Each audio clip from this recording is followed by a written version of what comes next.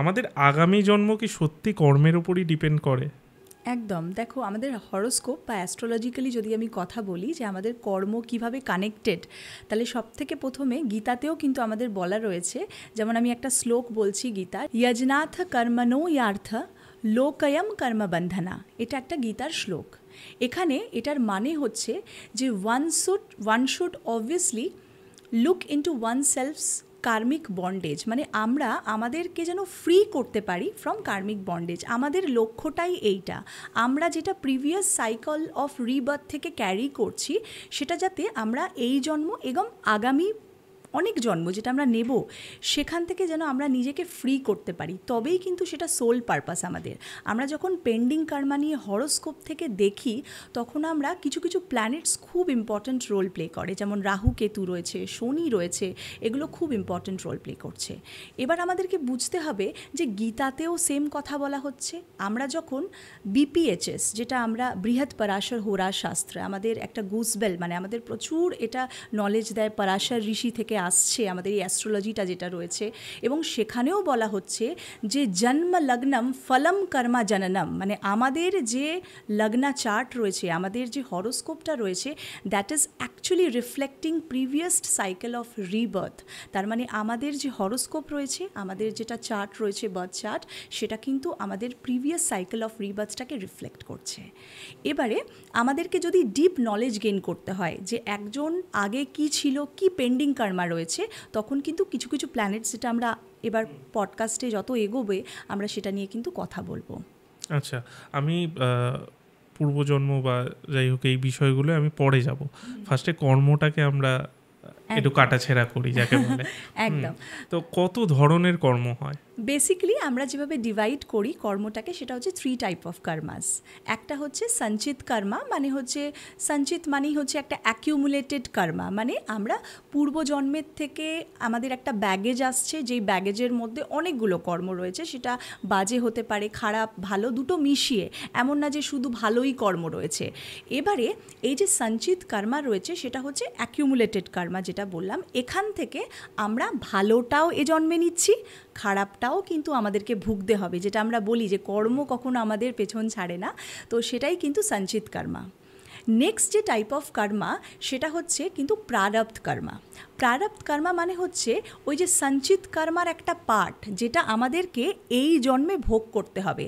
যেমন একটা এক্সাম্পল আমি তোমাকে দিতে চাই, একটা শিশুর জন্ম হলো, জন্মেই তার নেবুলাইজেশন চলছে, অথবা জন্মেই তার কোনো রকম একটা ফিজিক্যাল ডিসেবিলিটি আমরা ধরা পড়লো। এটা কেন হলো?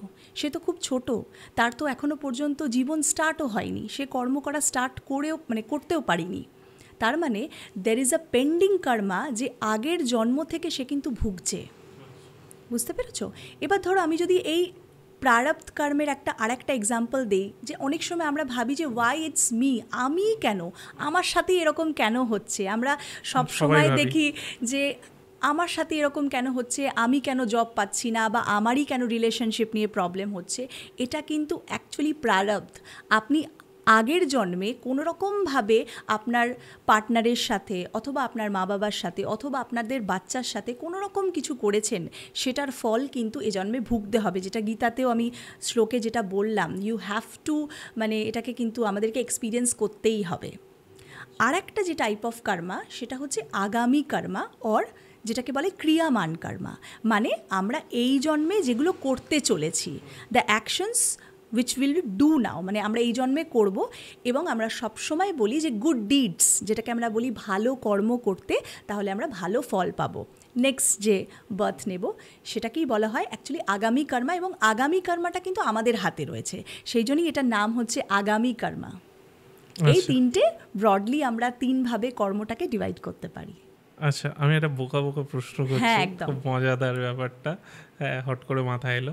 সেটা হচ্ছে এই যে আমরা মশা মারছি, এটাও কি আমাদের কর্মের কোথাও ক্ষতি হচ্ছে? দেখো, এমনি তো বলা যায় যে আমাদের কাউকে মারতে নেই, বা যারা ননভেজ আমরা খাই, বা বলে কাউকে কোনোভাবে হার্ট করতে নেই। যেমন জৈনিজম, বুদ্ধিজমেও এটা বলা রয়েছে, এবং আমাদের সনাতন যে ধর্ম রয়েছে আমাদের, সেখানেও কিন্তু এটা মেনশন করা রয়েছে।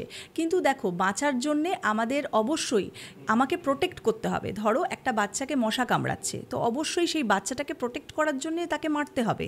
কিন্তু অবশ্যই আমরা এটা অজ্ঞাতভাবে বা জ্ঞান বা অজ্ঞাতভাবে আমরা কোনো কিছু জেনে করছি বা কোনো কিছু না জেনে করছি, তো এটা কিন্তু একটু হলেও ক্রেডিট হয়, মানে আমাদের কিন্তু অ্যাড হচ্ছে, আমরা যেটাই ক্রিয়া করছি একদম অ্যাড হচ্ছে। বাট এখানে ভাবতে হবে যে আমাদের যেহেতু আমরা কোনো কিছু না জেনে করছি বা জেনে করছি, যেটাই হোক, আমরা সেটাকে প্রায়শ্চিত্ত করার জন্যে আমাদের গুড ডিডস করা উচিত।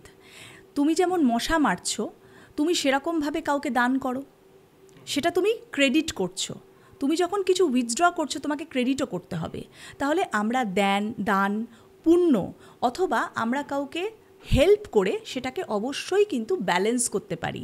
আমাদের এই জন্মটা হয়েছে সবসময় কর্মের থ্রু দিয়ে ব্যালেন্স করার জন্যে।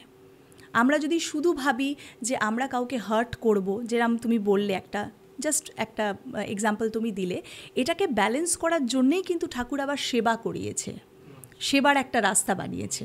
তো এইভাবে আমরা ব্যালেন্স করি আর কি কর্মগুলোকে। এবার এই ভিক্ষা দেওয়া বা দান করা, এটা নিয়ে আমি একটা কথা বলি, যে এখন মানুষ এগুলো বিশ্বাস করতে চায় না। দেখবেন চারিপাশে এটা হচ্ছে যে এগুলো একটা বিজনেস হয়ে দাঁড়াচ্ছে। কিন্তু তো তাহলে মানুষের অ্যাকচুয়ালি কী করা উচিত? দেখা গেল কেউ সেখানে ভিক্ষা দিতে চাইছে না, সে ভাবছে এটা বিজনেস, তাহলে তার কিভাবে দানটা করা উচিত? তুমি যদি ডাইরেক্ট টাকা পয়সা বা ভিক্ষা না দিতে পারো, তোমাকে আমি বলবো যে মানুষ ফুড ডিস্ট্রিবিউশন, খাবারের থ্রু দিয়ে, মানে নিজে বাড়িতে কোনো খাবার বানিয়ে সেটাকে ডিস্ট্রিবিউট করলো, অথবা তুমি ডাইরেক্ট কোনো রকমভাবে টাকা পয়সা দিলে না, কিন্তু তুমি কাউকে পড়াশুনো থ্রু দিয়ে কাউকে খাতা পেন্সিল কিনে দিলে, তুমি যখনই এই রকমভাবে হেল্প করছো, তখন কিন্তু সেই টাকাটা দিয়ে অন্যভাবে কোনো কিছু করতে পারছে না। আর সবসময় আমাদেরকে ভাবতে হবে এরকম এক্সেপশনস থাকবেই, কিন্তু তোমার এন্ড থেকে তুমি তো কাউকে হেল্প করছো, তুমি নিজের দিক থেকে ঠিক। তাহলে আমরা যখন নিজের দিক থেকে ঠিক, আমরা সেই টাকাটা নিয়ে কি করলো সেটা কিন্তু অতটা মাথা ব্যথা করার দরকার নেই, ঠিক আছে? আমরা নিজের কর্মটাকে ইমপ্রুভ করার চেষ্টা করব। এরকমই বিভিন্ন আরও ক্লিপস পাওয়ার জন্য, আরও বিষয়ে জানার জন্য আমাদের এই চ্যানেল ইউটিএস ক্লিপসকে অবশ্যই সাবস্ক্রাইব করুন।